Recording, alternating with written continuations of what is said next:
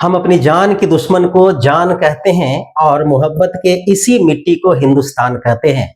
तो आज मैं अपने वीडियो की शुरुआत राहत इंदौरी साहब के इन्हीं 2 लाइनों के साथ में शुरू करने जा रहा हूँ, क्योंकि मेरा जो आज का वीडियो है उसका भी शीर्षक जो टाइटल है वह है जान की दुश्मन। दोस्तों, इसको समझने के लिए आपको आज का वीडियो बहुत ही बारीकी से और पूरा देखना चाहिए। हर किसी इंसान के लिए इस तरह का वीडियो बहुत ही ज़रूरी है। तो जैसा कि हम लोग सब जानते हैं कि इस धरती पर इंसान महज़ 60-70 वर्षों के लिए आता है, लेकिन इन 60-70 वर्षों के दौरान कोई भी इंसान बीमारी से ग्रसित नहीं रहना चाहता है, बुढ़ापा का सामना नहीं करना चाहता है, अपने आप को हमेशा यंग, एनर्जेटिक, स्फूर्तिवान देखना चाहता है। और इसी धरती पर, इसी हमारे देश में, विदेश में विभिन्न इस प्रकार के एग्जाम्पल आपके समक्ष देखने को, सुनने को मिल जाता है। खास करके अगर मैं बात करूं कि बॉलीवुड के एक्टर एक्ट्रेस जो होते हैं, यानी सिनेमा के दुनिया के जो हीरो हीरोइंस होते हैं, और खिलाड़ी जो प्लेयर्स लोग होते हैं, मॉडल्स लोग होते हैं, और कुछ नेता लोग भी होते हैं, कुछ हमारे फिटनेस कोचेस जो होते हैं, वे लोग को अगर आप देखें तो 60 हम लोग अगर उन लोग को अगर हम लोग देखें तो 60-70 साल के आयु में भी लगता ही नहीं है कि उनकी इतनी उम्र चली गई है, जबकि उन्हीं के उम्र या उनसे कम उम्र के लोग, आम पब्लिक जो होती है, वे जल्दी ही बुढ़ापा के शिकार हो जाते हैं, बीमारियों के शिकार हो जाते हैं और बहुत जल्द ही दुनिया को अलविदा कह जाते हैं। आखिर क्या कारण हो सकता है कि क्यों इस तरह की परिस्थितियां उत्पन्न होती है कि आम इंसान कहाँ पर भूल कर बैठता है कि वे अपने आप को संजो करके नहीं रख पाते हैं। इसी से संबंधित आज का वीडियो आप सभी के लिए समर्पित है। इसको जानने के लिए आप सभी को जानना पड़ेगा हमारे जो शरीर है उसकी बनावट कैसी है। ठीक है, हमारा शरीर बना कैसे है। तो हमारे शरीर में जो है विभिन्न प्रकार के अंग है। ठीक है, अंग है। ठीक, अंग को हम लोग अंग्रेजी में बोलते हैं ऑर्गन्स। ठीक है, ऑर्गन्स यानी कि जैसे हमारा फेफड़ा है, किडनी है, त्वचा है, आंखें हैं, कान है, हृदय है, पाचन तंत्र है, वो सब क्या है? ऑर्गन्स है, अंग है। ठीक है, और अंग से ही क्या बनता है? अंग तंत्र बनते हैं। ठीक है, अंग तंत्र, और अंग तंत्र जो है, ठीक है, वो निर्माण करता है किसका? शरीर का। ठीक है, उससे क्या बनता है? हमारा शरीर। यानी कि देखा जाए तो शरीर का निर्माण किससे हुआ है? अंग तंत्र से। और अंग तंत्र का निर्माण किससे हुआ है? अंग से हुआ है। और इन अंगों का निर्माण किससे हुआ है? तो अंगों का निर्माण हुआ है ऊतक से। ठीक है, इसको हम लोग इंग्लिश में बोलते हैं टिश्यू। ठीक है, उसके बाद ऊतक किस चीज से बना है? तो ऊतक बना है हमारे कोशिकाओं से, कोशिकाओं से। ठीक है, उसको इंग्लिश में बोलते हैं सेल्स। ठीक है, और कोशिकाएं किससे बनी हुई है? तो कोशिकाएं बनी हुई है अणुओं से। ठीक है, अणु से। ठीक है, अणु को हम लोग क्या बोलते हैं? Molecule, molecules. ठीक है, और अणु किससे बने हैं? तो अणु बने हैं परमाणु से। ठीक है, इसको बोलते हैं एटम। ठीक है, तो अगर बात करें जीवों के सेंस में, तो जीवों के लिए जो सबसे सूक्ष्मतम, जब सबसे छोटी कार्यात्मक एवं संरचनात्मक इकाई जो होती है वह होती है क्या? शेल। यानी कि हम लोग यह मान के चले कि अभी हमारे शरीर का सबसे छोटा जो अंग होता है जिससे हमारा शरीर का निर्माण हुआ है वह क्या है? कोशिका। अगर ये कोशिकाएं सब सही सलामत रहेंगे, ठीक है, कोशिकाएं जब सही सलामत रहेंगे तो ऑब्वियसली ऊतक सही सलामत होंगे, और ऊतक अगर सही सलामत होंगे तो अंग भी सही सलामत होंगे, और अंग सही सलामत होंगे तो अंग तंत्र सही सलामत होंगे, और अंग तंत्र सही सलामत होंगे तो हमारा शरीर सही सलामत होगा, स्वस्थ रहेगा। मतलब एक शरीर को स्वस्थ रहने के लिए कोशिकाओं को, है ना, कोशिकाओं को स्वस्थ रहना बहुत ही जरूरी है। और कोशिकाएं डिपेंड किस पर कर रहे हैं? अणु पर और परमाणु पर। ठीक है, तो यहाँ पर समझ लीजिए कि परमाणु का निर्माण, संरचना कैसे होता है। तो परमाणु मैं शॉर्ट में बता देता हूँ। परमाणु को हम लोग इस प्रकार से गोल आकृति से यहाँ पर मैं दिखा रहा हूँ। तो परमाणु की संरचना है, जब आप केमिस्ट्री पढ़ते हैं तो उसमें आप लोग देखते होंगे। तो परमाणु के बीच में होता है नाभिक। ठीक है, और नाभिक में होता है, इसको बोलते हैं नाभिक, जो बीच वाला पार्ट है उसको क्या बोलते हैं? नाभिक। इसमें होता है न्यूट्रॉन और प्रोटॉन। ठीक है, और परमाणु के नाभिक के इर्द गिर्द, ठीक है, इर्द गिर्द क्या होता है, इर्द गिर्द चक्कर लगाते हैं इलेक्ट्रॉन्स, ठीक है। ये विभिन्न कक्षाओं में इलेक्ट्रॉन्स जो है वो चक्कर लगाते हैं, ठीक है। तो जो परमाणु होते हैं वे दो प्रकार के होते हैं, ठीक है, एक संतृप्त होते हैं, एक असंतृप्त होते हैं, ठीक है। तो जो संतृप्त जो परमाणु होते हैं उनके जो आउटर मोस्ट ऑर्बिट है, जैसे कि मैंने अभी बताया ना कि जो परमाणु होते हैं, परमाणु उसके केंद्रक में होता है न्यूट्रॉन और प्रोटॉन, और चारों तरफ क्या चक्कर लगाते हैं, चारों तरफ लगाते हैं, इसके चारों तरफ चक्कर लगाते हैं इलेक्ट्रॉन, ठीक है। ये इलेक्ट्रॉन इसके चारों तरफ विभिन्न कक्षाओं में चक्कर लगाते हैं।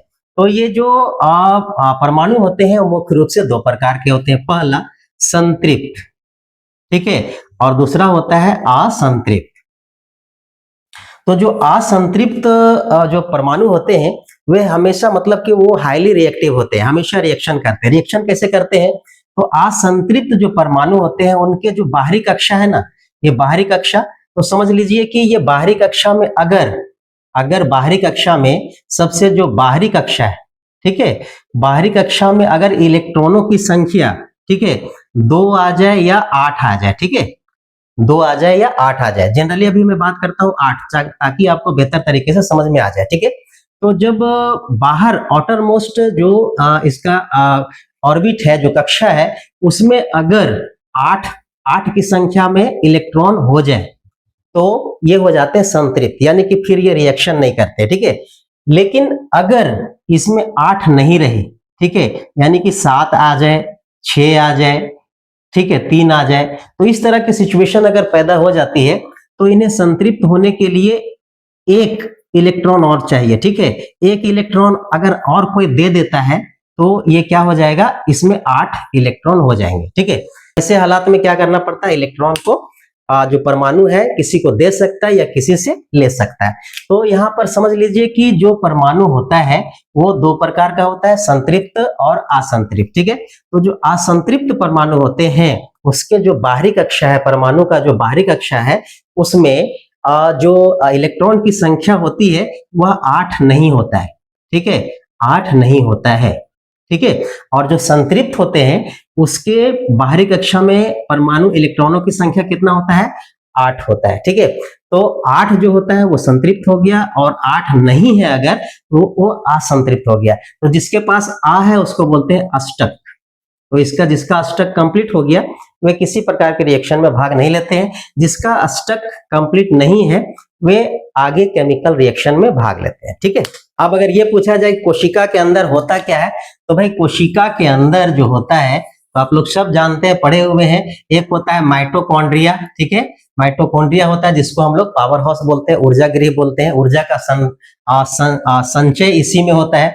उसके बाद एक होता है क्या, लाइसोसोम, जिसको हम लोग आत्महत्या की थैली भी बोलते हैं, यानी कि वो पाचन गृह होता है, उसी में कोशिकाओं का पाचन होता है। उसके बाद होता है राइबोसोम, ठीक है, तो राइबोसोम में प्रोटीन का संश्लेषण होता है और कुछ कुछ रिक्तिकाएं होती हैं, ठीक है। राइबोसोम के अतिरिक्त रिक्तिकाएं, रिक्त जगह होता है जहां जल एवं खनिज लवण होता है, जल एवं लवण, ठीक है, तो वो संचित रहता है। ये मैं आगे जब कभी मौका मिलेगा तो मैं कोशिका की संरचना में बताऊंगा।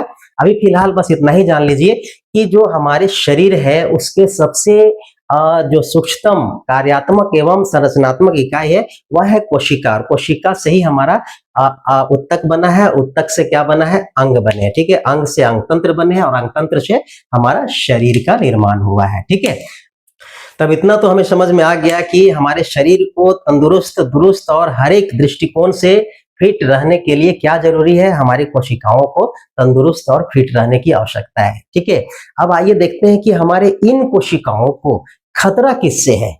अगर कोशिकाएं हमारे मतलब कि सही रहेंगे तब तो हमारा शरीर सही रहेगा, लेकिन अगर हमारे शरीर के अंदर बीमारियां आती है, बुढ़ापा आती है, विभिन्न प्रकार के ऑर्गन्स हमारे काम करना बंद कर देते हैं, हार्ट अटैक होता है, डायबिटीज होता है, शुगर होता है, कोलेस्ट्रॉल का शिकार होते हैं, सूजन होता है, दर्द होता है, कॉन्स्टिपेशन होता है, कैंसर होता है, तो भाई ये होने का क्या कारण है। जब भी इस प्रकार के बीमारियां हमारे शरीर में होती हैं, इसका सीधा मतलब है कि हमारी कोशिकाएं सुरक्षित नहीं है। तो हम लोग समझेंगे कि हमारी कोशिकाओं को खतरा किससे है। ठीक है, आइए देखते हैं। तो दोस्तों, हमारे कोशिकाओं का जो दुश्मन कह सकते हैं, हमारे जो जान के दुश्मन, ठीक है, वे कौन है? तो वे हैं फ्री रेडिकल्स। ठीक है, उसी का नाम है फ्री रेडिकल्स। अब इसके विषय में समझ लीजिए कि फ्री रेडिकल्स क्या है। तो वास्तव में फ्री रेडिकल्स भी क्या है? मॉलिक्यूल्स हैं। क्या है? मॉलिक्यूल्स है, यानी कि अणु है। ठीक है, और आप सब जानते हैं कि अणु के अंदर क्या होता है? परमाणु होता है, और इस परमाणु में ही क्या होता है? परमाणु के चारों तरफ इलेक्ट्रॉन घूमता है, और अंदर में क्या होता है? न्यूट्रॉन प्लस प्रोटॉन होता है। अब इसका जो फ्री रेडिकल्स का जो परमाणु होता है वह असंतृप्त होता है, यानी उसके पास अष्टक नहीं होता है। तो वो क्या होता है कि जैसे कि ये हमारा फ्री रेडिकल्स के परमाणु है, ठीक है, बीच में हमने लिख दिया न्यूट्रॉन और प्रोटॉन। ये बाहरी कक्षा है, ठीक है, इसके अंदर बहुत सारे अन्य ऑर्बिट्स है। तो यहाँ पर जो है बाहरी कक्षा है, इसमें जो है, ठीक है, इसमें क्या होता है कि बेजोड़ा बेजोड़ा इलेक्ट्रॉन होते हैं। ठीक है, यहां पर इलेक्ट्रॉन कैसे हैं? बेजोड़ा। बेजोड़ा मतलब क्या? जैसे कि 7, ठीक है, तो 7 आ गया तो ये तो एक तरह से सक्रिय हो गया, क्योंकि 7 है, और बाहरी कक्षा में संतृप्त होने के लिए हमें 8 के संख्या में इलेक्ट्रॉन चाहिए। इसके पास तो 7 ही है, तो इसको क्या चाहिए? एक इलेक्ट्रॉन बाहर से चाहिए ही चाहिए, क्योंकि परमाणु की प्रवृत्ति होती है वो संतृप्त होना चाहता है। ठीक है, तो जो फ्री रेडिकल्स के जो इलेक्ट्रॉन से बाहर में, उसमें जो बेजोड़ा होते हैं, 7 के संख्या में होते हैं, उन्हें एक इलेक्ट्रॉन चाहिए, कहीं से भी चाहिए। तो वे एक इलेक्ट्रॉन्स वे कहां से लेते हैं? तो वे एक इलेक्ट्रॉन्स लेते हैं आपके कोशिकाओं में व्याप्त जो परमाणु है उससे। तो इस तरह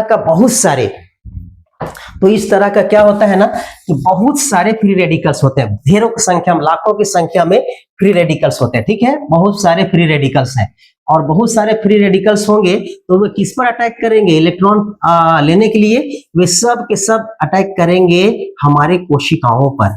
ठीक है, इस पर अटैक करेंगे कोशिकाओं पर। अब कोशिकाओं से इलेक्ट्रॉन ये खींच लेगा, ये खींच लेगा, ये खींच लेगा, ये खींच लेगा, ये खींच लेगा, और सब फ्री रेडिकल्स जो है इलेक्ट्रॉन्स को अपने में खींच लेगा। और जैसे ही हमारी कोशिकाओं के इलेक्ट्रॉन्स को फ्री रेडिकल्स खींचेगा, ठीक है, तो फ्री रेडिकल्स तो भाई संतृप्त हो गए, लेकिन हमारी कोशिकाएं हो जाएंगे कमजोर।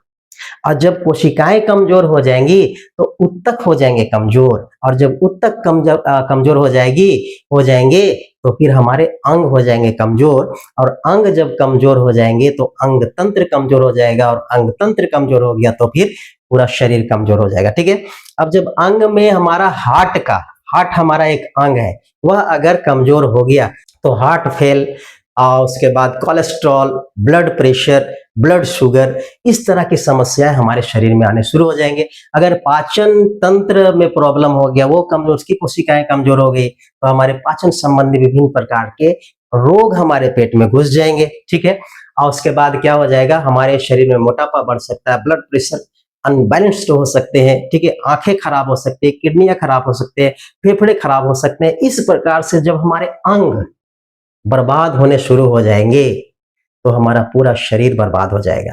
वैसे हालात में अगर आप चाहेंगे कि हम यंग दिखें, कैसे यंग रह सकते हैं, हम एनर्जेटिक रहें, कैसे रह सकते हैं? आपकी कोशिकाएं बर्बाद हो रही हैं। उन कोशिकाओं को कौन खा रहा है? उन कोशिकाओं को खा रहा है फ्री रेडिकल्स। तो फ्री रेडिकल्स को हमारे शरीर में घुसने से रोकना पड़ेगा। तो अब हम लोग को यह जानना जरूरी है कि ये फ्री रेडिकल्स आते कहां से हैं, ठीक है, किन किन स्रोतों से हमारे शरीर में फ्री रेडिकल्स आते हैं। तो भाई जान लीजिए कि फ्री रेडिकल्स एक तो नेचुरली हमारे शरीर के अंदर बनते हैं। तो जो नेचुरली हमारे शरीर के अंदर बनते हैं उससे लड़ने के लिए हमारा शरीर सक्षम होता है, लेकिन बाहर से जो बाहरी सोर्सेस से फ्री रेडिकल्स हमारे शरीर के अंदर घुस जाते हैं उनसे हमारा शरीर नहीं लड़ सकता है, और वही फ्री रेडिकल्स हमारे कोशिकाओं के सारे इलेक्ट्रॉन्स को चूस लेते हैं, बर्बाद कर देते हैं, हमारे शरीर का मतलब छलनी कर देते हैं। तो आइए देखते हैं ये फ्री रेडिकल्स आते कहां से हैं। तो फ्री रेडिकल्स आने के 2 सोर्स हैं, इस पर ध्यान दीजिएगा, ठीक है। एक तो नेचुरली हमारे शरीर में आते हैं, ठीक है, प्राकृतिक तौर पे बनता है। और दूसरा जो कारण है वो आउटर सोर्सेस होते हैं। आउटर सोर्सेस, बाहरी जो स्रोत है, ठीक है, बाहरी स्रोत। ये बाहरी स्रोत को समझना बहुत जरूरी है। बाहरी स्रोत में कहां से? नंबर 1, अगर आप धूम्रपान करते हैं, सिगरेट पीते हैं, स्मोक करते हैं या किसी प्रकार के नशा का इस्तेमाल करते हैं, तो पहला जो कारक है, फर्स्ट कारण जो है वह है धूम्रपान। धूम्रपान, ठीक है, ठीक। दूसरा है शराब, ठीक है। तीसरा है, ठीक है, तीसरा है प्रदूषण। अब प्रदूषण में क्या होता है? तो प्रदूषण में वायु प्रदूषण, जल प्रदूषण, ठीक है, और उसके बाद जो खान पान में प्रदूषण है वो तो अलग ही है। तो प्रदूषण भी फ्री रेडिकल्स को आमंत्रित करता है, ठीक है। उसके बाद क्या आमंत्रित करता है फ्री रेडिकल्स को? तो फ्री रेडिकल्स आने का अन्य स्रोत है क्या? तो गलत खान पान, असंतुलित भोजन, गलत खान पान, गलत खान पान, ठीक है। तो ये भी एक कारण है फ्री रेडिकल्स को आमंत्रित करने का। गलत खान पान से क्या मतलब है? एक टाइम का मेंटेन नहीं करना। अगर आप बेटाइम खाना खा रहे हैं, ठीक है, और कुछ भी खा पी रहे हैं, तो भी फ्री रेडिकल्स को आप फ्रीली आमंत्रित कर रहे हैं, ठीक है। तो गलत खान पान का एक टाइमिंग से बचिए, सही समय पर खाना खाइए, सूर्योदय के पहले उठिए, सूर्योदय के 1 से 1.5 घंटा के अंदर, 2 घंटा के अंदर अपना खाना भरपूर भरपेट खाइए। सूर्य जिस प्रकार से ऊपर चढ़ता है उसी प्रकार से हमारा खाना की मात्रा कम होना चाहिए, और रात का खाना जो है वो 6 बजे 7 बजे तक हार्डली कर लेना चाहिए। ये नहीं कि लेट नाइट में हम लोग पार्टी कर रहे हैं, बहुत सारी चीज खा रहे हैं, वो सब खाने की जरूरत नहीं है। वे सब के सब फ्री रेडिकल्स को आमंत्रित करते हैं, ठीक है। गलत खान पान का एक टाइमिंग, और दूसरा है असंतुलित भोजन, जो मन कर रहा है वो खा रहे हैं, ठीक है। हमारा शरीर है भाई, उस शरीर को आप अपने तरीका से उसको स्वस्थ रखने का प्रयास कीजिए ना। अगर आपके पास एक मोटरसाइकिल है, उस मोटरसाइकिल में अगर मैं बोलूं कि भैया इस मोटरसाइकिल में मिट्टी का तेल डालो ना, केरोसिन ऑयल, उससे भी चलेगा, आप नहीं डालोगे। क्यों? क्योंकि आपको भी पता है कि केरोसिन डालेंगे तो चलेगा जरूर, लेकिन इंजन को खराब कर देगा, ठीक है। और जब 1 लाख के मोटरसाइकिल को आप इतना ध्यान रखते हैं, इतना केयर करते हैं कि उसमें आप केरोसिन का तेल नहीं डाल सकते हैं, तो भाई ये हमारा जो शरीर है कितना कीमती शरीर है।